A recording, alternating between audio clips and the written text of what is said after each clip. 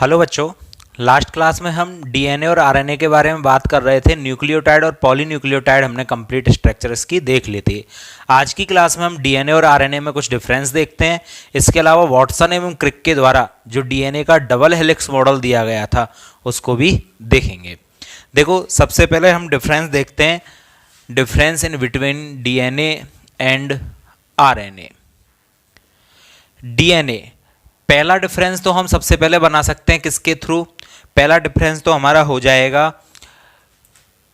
इनके नेम के अकॉर्डिंग। इसमें पाई जाती है डी ऑक्सी राइबोस शर्करा, जबकि इसमें पाई जाने वाली शर्करा केवल कौन सी है? राइबोस शर्करा। तो पहला डिफरेंस तो क्या हो गया? नेम से ही हो गया। दूसरा डिफरेंस इसमें क्या आ जाएगा कि डीएनए जो होता है वो डबल हेलिक्स यानी कि द्विकुंडलित होता है। कैसा होता है? डबल हेलिक्स होता है, द्विकुंडलित होता है। जबकि आरएनए जो होता है वो एक कुंडलित यानी कि सिंगल हेलिक्स होता है, एक कुंडलित होता है। ठीक, अब मैं डायरेक्ट कंप्लीट नहीं लिख रहा हूं, आपको बोल कंप्लीट रहा हूं। नंबर तीसरी बात, डीएनए जो होता है वो केंद्रक में उपस्थित कोशिका, केंद्रक में उपस्थित गुणसूत्र में पाया जाता है। गुणसूत्र में उपस्थित होता है या क्रोमोसोम में उपस्थित होता है। जबकि आरएनए जो होता है वो हमारा कोशिका द्रव्य में पाया जाता है। किस में उपस्थित होता है आरएनए? कोशिका द्रव्य में। नेक्स्ट बात हम करें, चौथा डिफरेंस, तो जो डीएनए होता है ये रेप्लिकेशन यानी कि अपना प्रतिकृति तैयार कर सकता है, अपनी जैसी एक और प्रतिकृति बना सकता है। इस गुण को क्या बोला जाता है? रेप्लिकेशन, यानी कि डीएनए प्रतिकृति बना सकता है, जबकि इसमें ऐसी प्रॉपर्टी नहीं पाई जाती है। नेक्स्ट अंतर यदि हम देखें डीएनए और आरएनए में, तो देखो नाइट्रोजनी क्षार एडेनिन, ग्वानिन, साइटोसिन, और इसमें भी एडेनिन, ग्वानिन और साइटोसिन तीनों तो दोनों में कॉमन होते हैं। बाकी डीएनए में पाया जाता है थाइमिन और आरएनए में पाया जाता है यूरेसिल। मैंने यूआरएनए भी आपको बताया था इसके लिए। ठीक है, तो ये इंपॉर्टेंट है कि इसमें एक नाइट्रोजन क्षारक थाइमिन होता है, जबकि इसमें यूरेसिल होता है। थाइमिन नहीं पाया जाता, यहाँ यूरेसिल नहीं होता है। नेक्स्ट देखें हम, तो डीएनए क्या डबल हेलिक्स होता है, द्विकुंडलित होता है, और द्विकुंडलित होता है तो उसमें दो कुंडलियां होंगी इस तरह से, और जबकि इसमें एक ही कुंडली होती है। तो इस कारण ये जो डीएनए डबल न्यूक्लियोटाइड श्रृंखला इसमें पाई जाती है, तो इसका अनुभार कैसा होता है? अधिक होता है।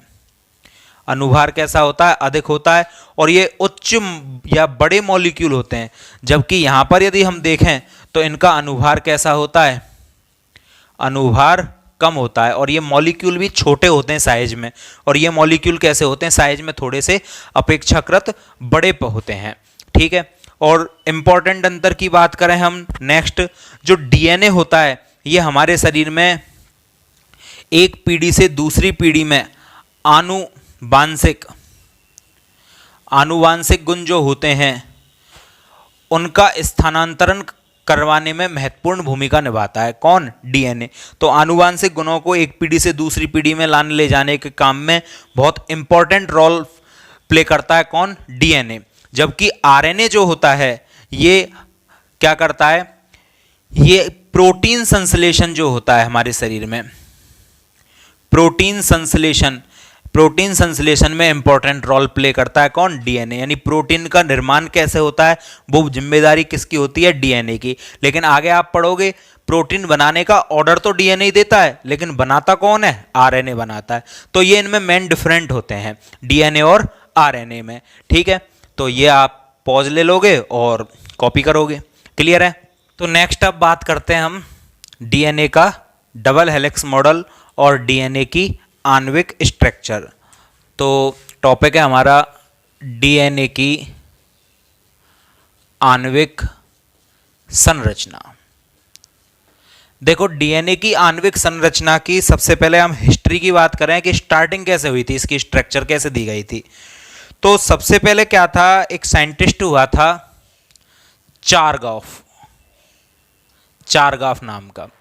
इसके बाद सेकंड में विल्किंस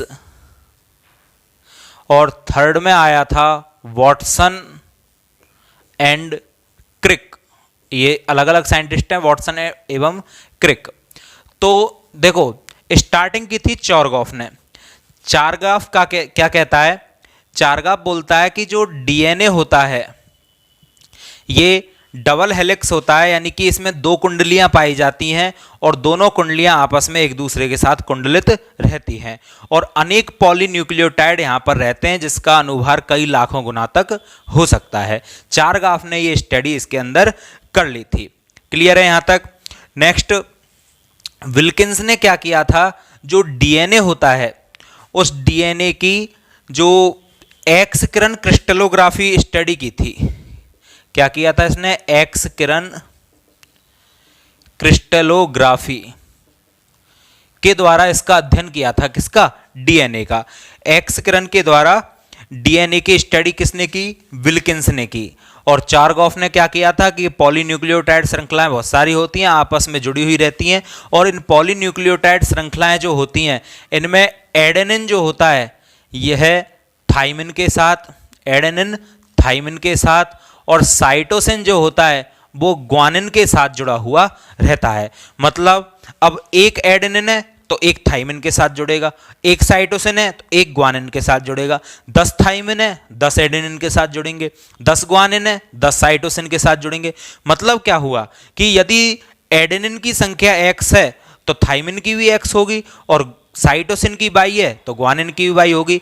मीन्स ये है कि डीएनए के अंदर एडेनिन और थाइमिन की संख्या इक्वल होती है और साइटोसिन और ग्वानिन की संख्या भी इक्वल होती है। लेकिन अलग अलग डीएनए के अंदर, मींस अलग अलग प्रजाति के अंदर जो डीएनए होते हैं उनमें इनकी संख्या का अनुपात भिन्न भिन्न हो सकता है कि किसी के पास कम और किसी के पास ज़्यादा, लेकिन होंगे बराबर कि एडेनिन जितने उतने ही थाइमिन और जितने साइटोसिन उतने ही ग्वानिन। क्लियर। विल्किंस ने एक्स किरण क्रिस्टलोग्राफी अध्ययन किया इसका एक्स किरण के आधार पर, और इसी को बेस मानकर, किसको, एक्स किरण क्रिस्टलोग्राफी को इसने क्या किया, बेस माना था वॉटसन और क्रिक नाम के वैज्ञानिकों ने। और डीएनए का इंपॉर्टेंट लाइन लिख रहा हूं, डीएनए का डबल हेलिक्स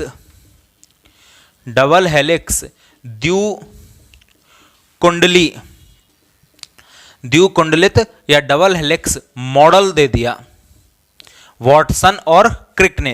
ठीक है, तो बात यह आती है कि डीएनए का डबल हेलिक्स मॉडल किसके द्वारा दिया गया था, वॉटसन एवं क्रिक के द्वारा दिया गया था। किसकी स्टडी को आधार माना था, विल्किंस की स्टडी को, एक्स किरण क्रिस्टलोग्राफी को आधार मानकर या इसका अध्ययन करके इसने डीएनए का डबल हेलिक्स मॉडल दिया। अब डबल हेलिक्स मॉडल में क्या क्या बातें बताई, तो फर्स्ट नंबर देखो मैं इसकी स्ट्रक्चर बना देता हूं और वहां से आप समझने का प्रयास करना। तो सिंपल स्ट्रक्चर ही बना रहा हूं। ये डीएनए का डबल हेलिक्स मॉडल है। अब इस डीएनए के डबल हेलिक्स मॉडल में देखो मैंने एक ये जो लड़ी बनाई है, ये स्ट्रैंड जो बनाया है, एक स्ट्रैंड तो इसका चलता है 3' से और ये चलेगा आपका 5' तक। क्लियर है।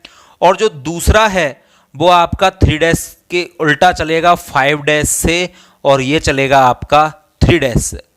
मतलब क्या हुआ कि एक दोनों न्यूक्लियोटाइड श्रृंखलाएं, एक यदि सीधी होगी तो दूसरी उल्टी साइड से आपस में कंबाइन होती हैं। ये दोनों पॉलीन्यूक्लियोटाइड श्रृंखलाएं होती हैं जो लास्ट लेक्चर में आपने बनाई थी।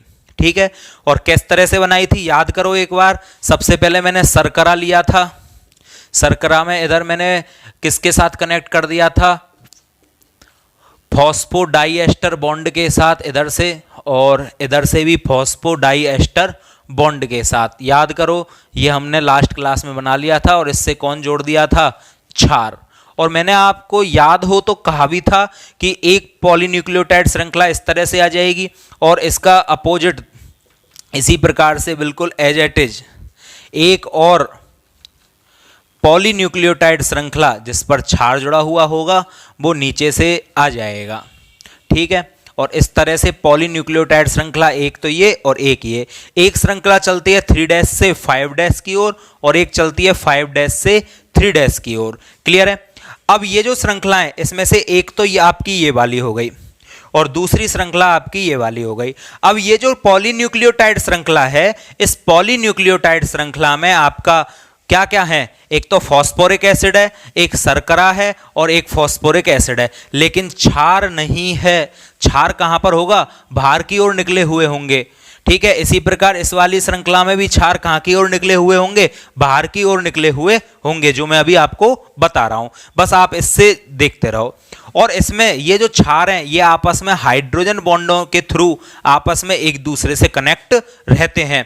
और हाइड्रोजन बॉन्ड किन किन के बीच में बनता है, एडेनिन हमेशा थाइमिन के साथ बॉन्ड बनाता है, जबकि जो साइटोसिन है वो हमेशा ग्वानिन के साथ बॉन्ड का फॉर्मेशन करता है। क्या कहा मैंने, एक बार और सुनो। एडेनिन हमेशा थाइमिन के साथ बॉन्ड बनाता है और साइटोसिन हमेशा ग्वानिन के साथ बॉन्ड का फॉर्मेशन करता है। अब एडेनिन जो है ये हमेशा थाइमिन के साथ बॉन्ड बनाता है, तो कितने बॉन्ड बनाता है, तो इनकी स्ट्रक्चर मैंने आपको लास्ट क्लास में बता दी थी, तो मैं एक बार स्ट्रक्चर के थ्रू और बता रहा हूं, आप देखना ध्यान से, ठीक है। तो सबसे पहले मैं थाइमिन की स्ट्रक्चर बना लेता हूं यहां पर।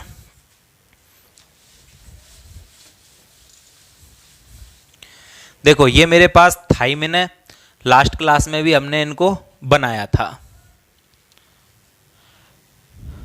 थाइमिन, यहां पर ऑक्सीजन, यहां ऑक्सीजन, एक हाइड्रोजन, यहां हाइड्रोजन डबल बॉन्ड और इधर आपका क्या था, CH3।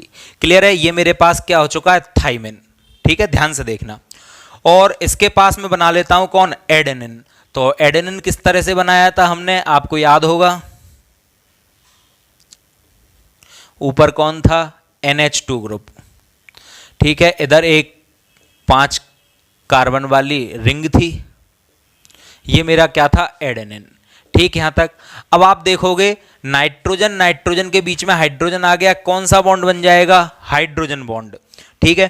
इसी प्रकार ऊपर भी आप देखोगे ऑक्सीजन और ये नाइट्रोजन, ऑक्सीजन और नाइट्रोजन के बीच में हाइड्रोजन आ गया, कौन सा बॉन्ड का फॉर्मेशन होगा, H बॉन्ड का। तो एडेनिन हमेशा थाइमिन के साथ 2 हाइड्रोजन बॉन्ड बनाता है। कितने हाइड्रोजन बॉन्ड बनाता है, 2 हाइड्रोजन बॉन्डों का फॉर्मेशन करता है। और साइटोसिन और ग्वानिन कितने हाइड्रोजन बॉन्डों का फॉर्मेशन करते हैं, तो देखो इसकी स्ट्रक्चर भी हम देखते हैं। तो मैं यहां पर साइटोसिन बना लेता हूं। साइटोसिन जो स्ट्रक्चर है मेरी उसमें और थाइमिन स्ट्रक्चर में क्या अंतर होता है, CH3 नहीं होगा यहां पर, और यहां पर क्या हो जाएगा, एक NH2 ग्रुप होता है, ठीक है। इसके H को मैं यहां लगा देता हूं, एक डबल बॉन्ड, और इस तरह से आपकी क्या बन जाती है, ये मेरे पास स्ट्रक्चर बन चुकी है किसकी, साइटोसिन की, ठीक है। और पास में बना लेता हूं कौन, ग्वानिन। तो ग्वानिन की स्ट्रक्चर किस तरह से होती है, ये नाइट्रोजन, ये नाइट्रोजन, ये 6 मेंबर्ड रिंग और ये 5 मेंबर्ड रिंग। ये केवल समझाने के पर्पज से बनाई जा रही है, इनका और कोई अभिप्राय नहीं है यहां पर, केवल आपको समझाने के पर्पज से बना रहा हूं। इनको आपको कॉपी में बनाने की जरूरत नहीं है, बस समझना है कि किस तरह से डबल बॉन्ड और ट्रिपल बॉन्ड के थ्रू ये आपस में जुड़ी हुई रहती हैं। तो यहां पर क्या है कि ऊपर ही ऊपर होता है एक ऑक्सीजन, यहां पर आपका होता है NH2 ग्रुप। तो देखो एक हाइड्रोजन बॉन्ड तो यहां पर ऑक्सीजन और नाइट्रोजन के बीच में हाइड्रोजन आ गया तो यहां बन जाएगा, ठीक है। और एक आपका हाइड्रोजन यहां पर होता है उपस्थित,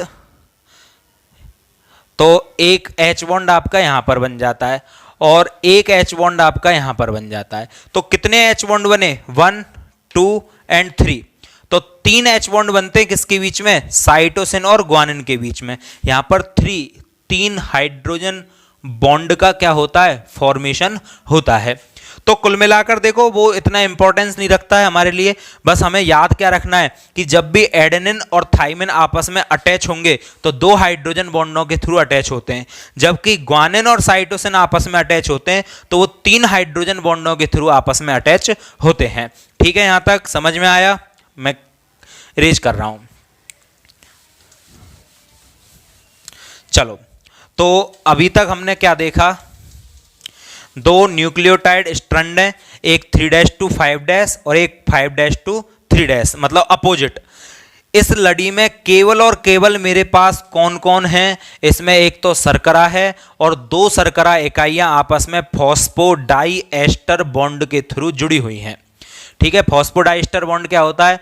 दो न्यूक्लियोटाइड इकाइयां जल के अणु के निष्कासन के पश्चात जिस बॉन्ड के थ्रू आपस में जुड़ती हैं उसे फॉस्फोडाइएस्टर बॉन्ड कहते हैं। अभी तक 3 बॉन्ड आपने टोटल पढ़ लिए, ग्लाइकोसाइड बॉन्ड, 2 मोनोसैकेराइड इकाइयां जल के अणु के निष्कासन के पश्चात जिस बॉन्ड के थ्रू अटैच होती हैं वो ग्लाइकोसाइड बॉन्ड कहलाता है। दो अल्फा एमिनो एसिड या एमिनो एसिड जल के अणु के निष्कासन के पश्चात जिस बॉन्ड से अटैच होते हैं उसको आप पेप्टाइड बॉन्ड कहते हो, और 2 न्यूक्लियोटाइड इकाइयां जल के अणु के निष्कासन के पश्चात जिस बॉन्ड से अटैच होती हैं उसको आप फॉस्फोडाइएस्टर बॉन्ड के नाम से जानते हो। क्लियर है? तो ये आपकी क्या हो चुकी है अभी तक 3 प्रकार के बॉन्ड। अब इसमें आप देखोगे कि वाटसन एवं क्रिक ने क्या बताया था कि डीएनए में डबल हेलिक्स मॉडल होता है, यानी कि 2 कुंडलियां होती हैं, आपस में सर्पिलाकार होकर मुड़ी हुई रहती हैं। ये सर्पिलाकार हैं और ये आपस में अटैच हैं, 3' to 5' और 5' to 3'। अब आगे क्या कहते हैं वाटसन और क्रिक?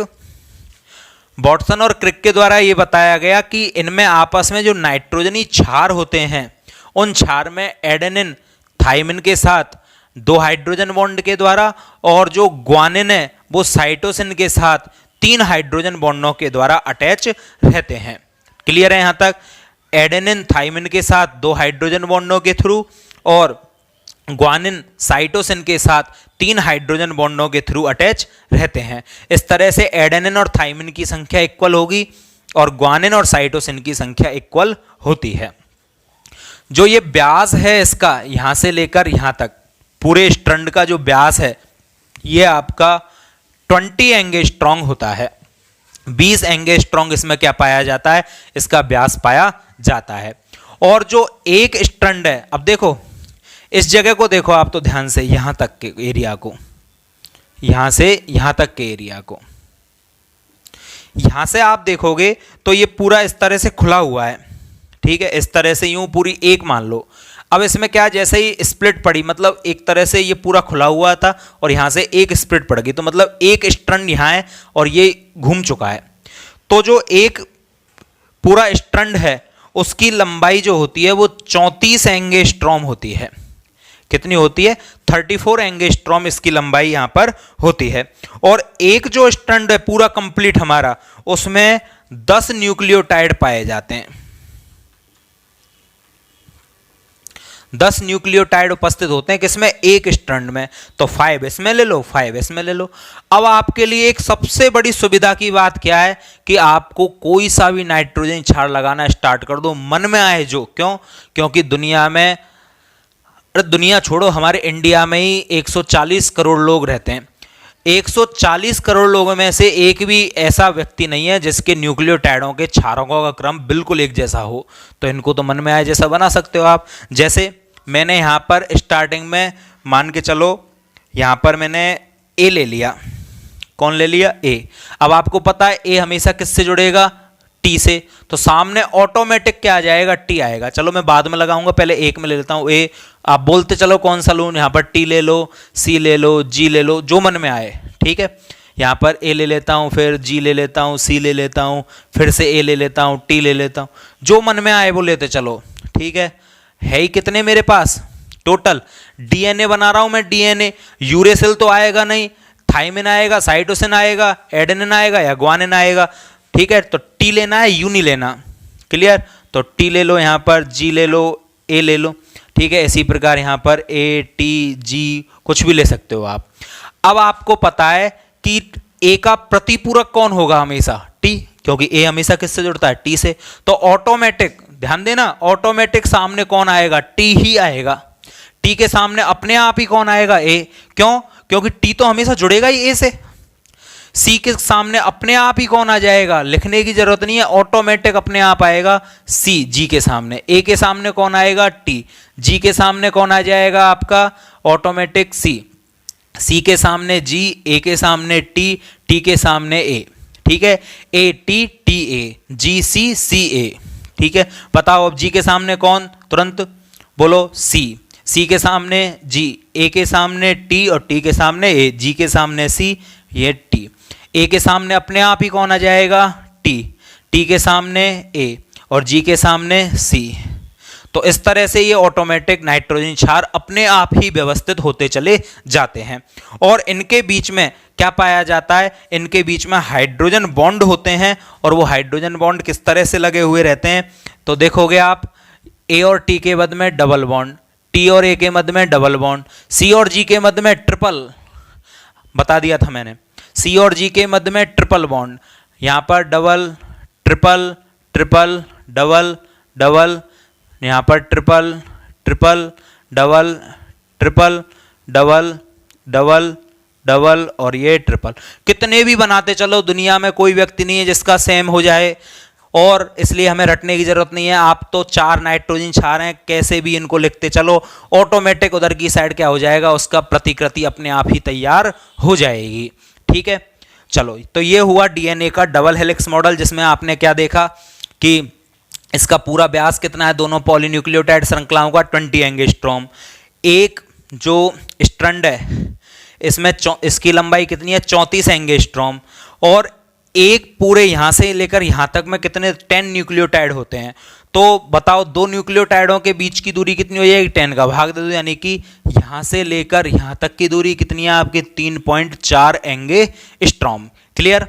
नेक्स्ट देखो, यहां पर एक शर्करा होगी और यहां पर भी शर्करा होगी, तो इस तरह से 2 शर्कराओं के बीच की दूरी, शर्कराओं के बीच की दूरी होती है 11 एंगस्ट्रॉम, 11 एंगस्ट्रॉम शर्कराओं के बीच की दूरी। 2 नाइट्रोजनी क्षारकों के बीच की दूरी कितनी हो जाएगी, 3.4 एंगस्ट्रॉम। एक स्ट्रैंड में 10 न्यूक्लियोटाइड इकाइयां आपके उपस्थित हैं। श्रृंखला हमेशा 3' to 5' और 5' to 3' उल्टी सीधी हमेशा चलती हैं। ठीक है, ये वाटसन एवं क्रिक का मॉडल है, जिसमें एडेनिन हमेशा थाइमिन के साथ और ग्वानिन हमेशा किसके साथ, साइटोसिन के साथ अटैच रहता है। ठीक है, चलो, ये आपका कंप्लीट होता है वाटसन एवं क्रिक का डबल हेलिक्स मॉडल। क्लियर है यहां पर। अब देखो, इसमें आप देखोगे कि जो डीएनए है, इसी की प्रकार आरएनए जो होता है उसकी स्ट्रक्चर भी बिल्कुल डीएनए के ही समान होती है, कोई अलग अंतर नहीं है। इसमें भी हजारों न्यूक्लियोटाइड इकाइयां आपस में अटैच हैं। ठीक है, लेकिन बस अंतर क्या है कि डीएनए जो है ये द्विकुंडलित है, यानी कि डबल हेलिक्स है, जबकि आरएनए क्या होता है, एक सूत्री या एक कुंडलित ही होता है। ये इस तरह से एक ही इकाई चलती रहती है, ये अपने आप को फोल्ड कर लेता है। इसमें 2 इकाई नहीं है, यूं भी ले सकते हो आप, ये अकेला चलेगा। ठीक है, तो ये डीएनए है आपका और ये आरएनए है, ये इनकी आणविक संरचना है। आरएनए जो होता है ये 3 प्रकार का होता है। एक होता है संदेशवाहक आरएनए, जिसको हम मैसेंजर आरएनए भी बोल देते हैं। दूसरा होता है आपका ट्रांसफर आरएनए, टीआरएनए, और तीसरा होता है आपका आरआरएनए, राइबोसोमल आरएनए। तो एमआरएनए, टीआरएनए और आरआरएनए, ये 3 प्रकार के आपके क्या पाए जाते हैं, आरएनए पाए जाते हैं। ठीक है, तीनों का ही काम होता है। मेनली डीएनए का काम क्या है, डीएनए का काम होता है प्रतिकृति तैयार करना, अपने जैसी हुबहू स्ट्रक्चर बनाना। और आरएनए का काम क्या होता है, आरएनए का काम होता है प्रोटीन का संश्लेषण करना। ठीक है, डीएनए प्रतिकृति तैयार करता है। अब डीएनए का काम केवल प्रतिकृति बनाना ही नहीं होता, डीएनए का काम यह भी है कि डीएनए हमारे शरीर में यह देखता है कहां पर प्रोटीन की कमी हो चुकी है, किस प्रोटीन की हमें जरूरत है, तो उस प्रोटीन को बनाने का ऑर्डर देता है किसको, डीएनए को। और डीएनए जब उसको डीएनए ऑर्डर देता है आरएनए को, और आरएनए देखता है कि हाँ इस प्रोटीन की कमी हो चुकी है, तो आरएनए उस प्रोटीन के संश्लेषण में पार्टिसिपेट करता है और उस प्रोटीन का निर्माण करने लग जाता है। तो अब हम देखते हैं डीएनए और आरएनए यानी कि जो पॉलीन्यूक्लियोटाइड हैं उनके जैविक कार्य क्या होते हैं हमारे शरीर में, उनका वर्क क्या है, फंक्शन क्या है। देखो टॉपिक न्यूक्लिक अम्लों का जैविक कार्य।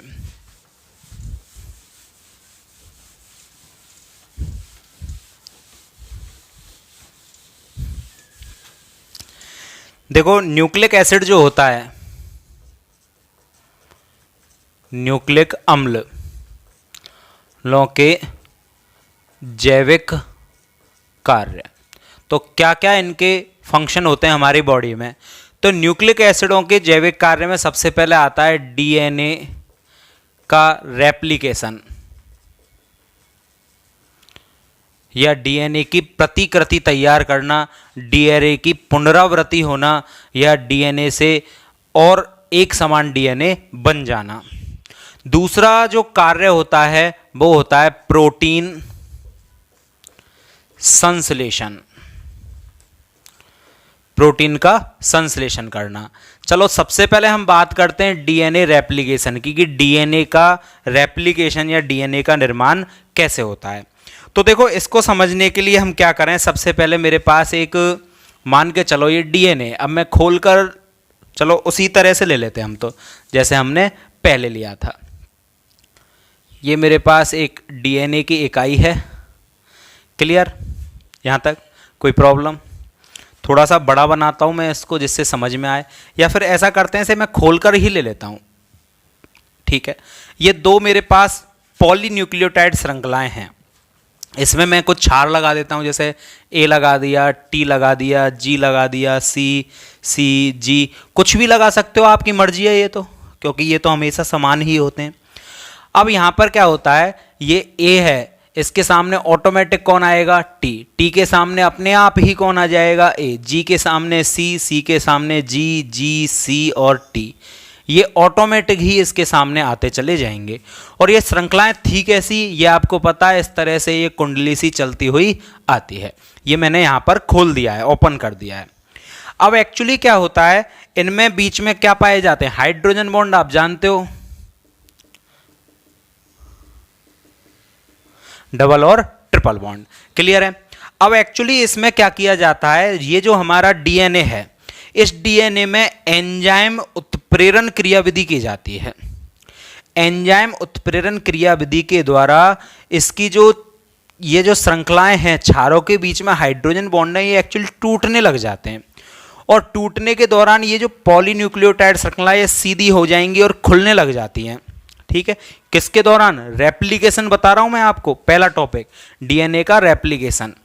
मेनली रेप्लिकेशन का मतलब क्या होता है, रेप्लिकेशन का मतलब क्या है कि हमारे शरीर में कोई बायोमोलिक्यूल है, बायोमोलिक्यूल मतलब जैव अणु हिंदी में, तो कोई जैव अणु है, जैसे डीएनए एक जैव अणु है, कार्बोहाइड्रेट जैव अणु है, प्रोटीन जैव अणु है, तो कोई भी जैव अणु अपने समान हूबहू ऐसा का ऐसा ही जैव अणु बना ले तो वो क्या कहलाता है, रेप्लिकेशन कहलाता है। तो डीएनए के द्वारा अपने समान एक और डीएनए बना लेना डीएनए का रेप्लिकेशन कहलाएगा, या डीएनए की प्रतिकृति तैयार करना कहलाएगा। प्रतिकृति का मतलब ही क्या है, प्रतिकृति मतलब हूबहू उस जैसी कॉपी बन जाना, जैसे फोटो स्टेट करवाते। तो डीएनए क्या है, अपनी जैसी हूबहू कॉपी बनाता है, तो ये एंजाइमों के द्वारा होता है पॉसिबल। तो इस पर क्या किया जाता है, एंजाइम उत्प्रेरित क्रियाएं, एंजाइमों के द्वारा ये हाइड्रोजन बॉन्ड टूटने लग जाते हैं, और ये क्षार हैं जो हाइड्रोजन बॉन्डों को तोड़ लेंगे, तो ये श्रृंखला जो आपस में यूँ कुंडलित हो रही है एक दूसरे में यूँ, ये खुलने लग जाएंगी धीरे धीरे और सीधी हो जाएंगी। अभी तो आपस में ये यूं कुंडलित हैं, जैसे ही एंजाइम डालेंगे तो ये यूं खुलती चली जाएंगी और ये यूं सीधी हो जाती हैं। जब ये श्रृंखला सीधी हो जाती हैं तो ऐसी स्थिति में बॉन्ड तो टूट गए, तो बॉन्ड टूट गए तो ये यहाँ से क्या हो जाएंगी, एक श्रृंखला इधर और एक श्रृंखला इधर चली जाएगी। अब दो श्रृंखलाएं अलग अलग हो चुकी हैं, एक पॉलीन्यूक्लियोटाइड श्रृंखला इधर, एक पॉलीन्यूक्लियोटाइड श्रृंखला इधर। आपको पहले ही पता है इस श्रृंखला में क्या क्या चीजें, इस श्रृंखला में शर्करा है, राइबोस शर्करा, फिर दूसरी राइबोस शर्करा है, और दोनों राइबोस शर्करा फॉस्फोडाइएस्टर बॉन्ड से जुड़ रही हैं, मैंने पहले ही बता दिया है आपको। और यहाँ पर क्या लगे हुए हैं, नाइट्रोजनी क्षार, कुछ भी लगा सकते हो, आपकी जो मर्जी आए वो, चलो ए लगा दो, टी लगा दो, जी लगा दो, सी लगा दो, ए लगा दो, जी लगा दो, कुछ भी लगा दो जो आपकी मर्जी आए, ये घर की सरकार है।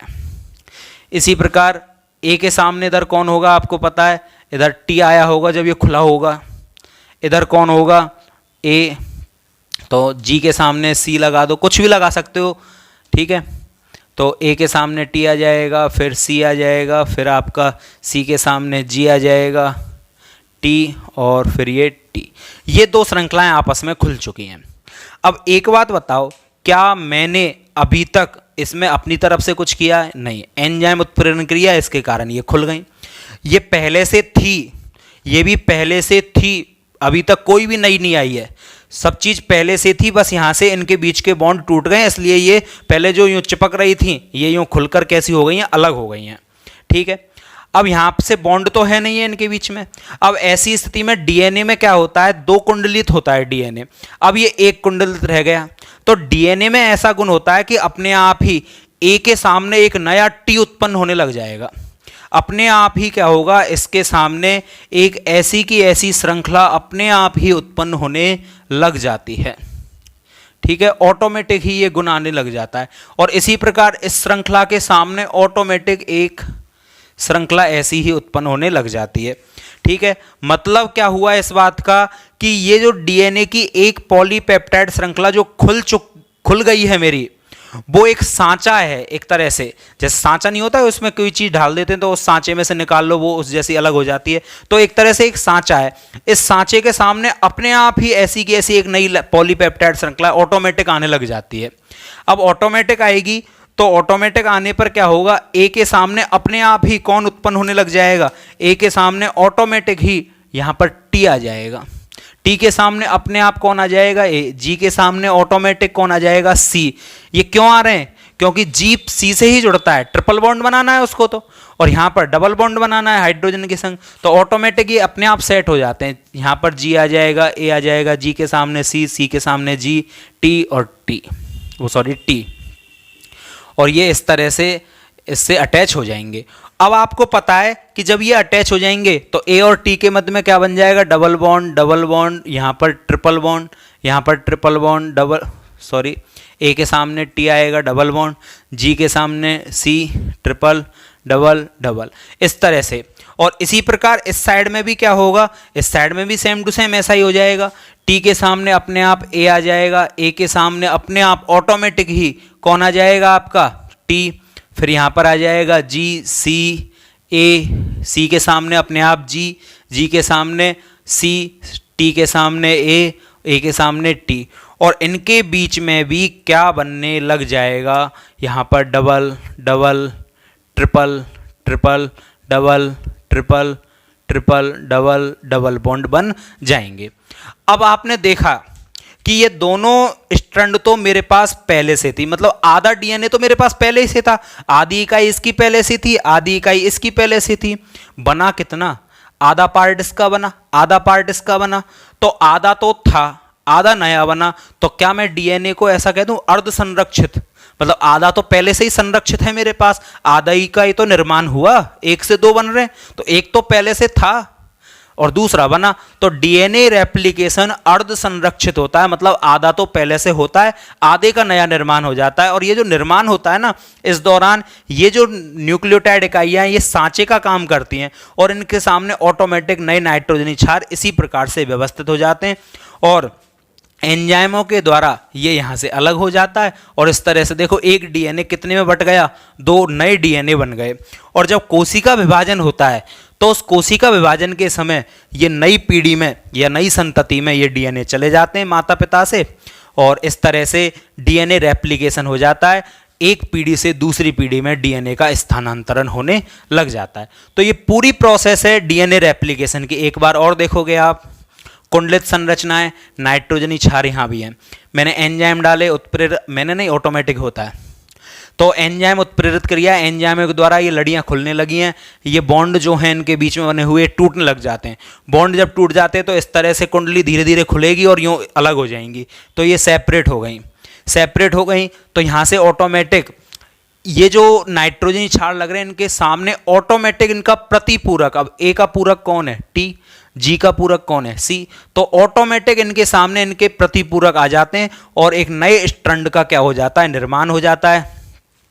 और इस सिचुएशन में क्या होता है, दो अलग अलग डीएनए बन जाते हैं जो यहाँ से अलग होकर नई कोशिका में चले जाते हैं। और आपको पता होना चाहिए डीएनए हमेशा 3' से ये किधर जाएगा 5' की ओर, और ये किधर जाएगा 3' से 5' की ओर। ये 3' है तो ये क्या होगा 5' और आगे कंटिन्यू 3', और इधर 5' है तो ये 3' और आगे कंटिन्यू 5'।